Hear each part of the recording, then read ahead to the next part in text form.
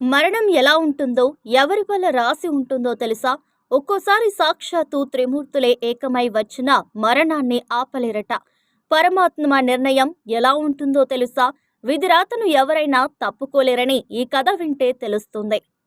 ఇంద్రుడి భార్య ఇంద్రాణి ఒక చిలుకను పెంచుతూ ఎంతో ప్రేమగా చూసుకునేది.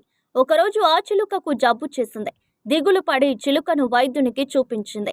ఆ వైద్యుడు ఇక చిలుక బ్రతకడం కష్టమని చెప్పాడు. ఆ మాట విన్న ఇంద్రాణి పరుగు పరుగున ఇంద్రుని వద్దకు వెళ్ళి, మీరేం చేస్తారో నాకు తెలియదు, నా చిలుకను బ్రతికించండి, లేదంటే నేను చనిపోతాను అని కన్నీరు పెట్టుకుంది. దానికి ఇంద్రుడు, దీనికే ఇంత ఏడవడం ఎందుకు?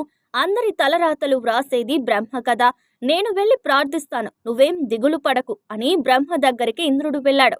ఇంద్రుని ద్వారా విషయం తెలుసుకున్న బ్రహ్మ, నేను తలరాతలు మాత్రమే వ్రాస్తాను, దాన్ని అమలు పరిచేది మహావిష్ణువు, కావున మనం విష్ణువు దగ్గరికి వెళదాం పద అంటూ బయలుదేరారు.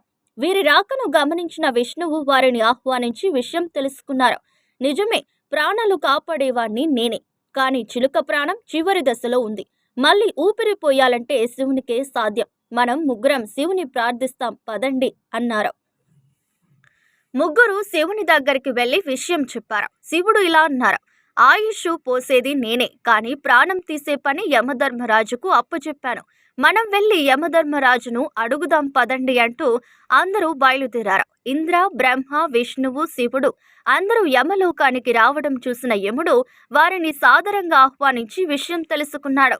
అయ్యో, అదేమి పెద్ద పని కాదు.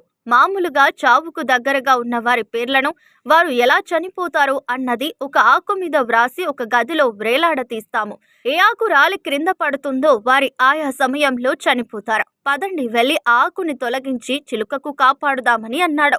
యముడు అందరూ ఆ గదిలోకి వెళ్ళగానే ఒక ఆకు రాలి పడింది. ఆ ఆకు ఎవరిదో అని, అందులో ఏం రాసిందో చూద్దామని ఆకును తీసి చూడగా ఆ ఆకుపై చిలుక మరణానికి కారణం రాసి ఉంది. ఇలా ఎప్పుడైతే ఈ గదిలోకి ఇంద్రుడు, బ్రహ్మ, శివుడు, విష్ణువు, యమధర్మరాజు ఒకేసారి వస్తారో అప్పుడు చిలుక మరణిస్తుంది అని వ్రాసి ఉంది. ఇదే విధి. విధిని, విధిరాతను త్రిమూర్తులే ఏకమై వచ్చినా మార్చలేరట.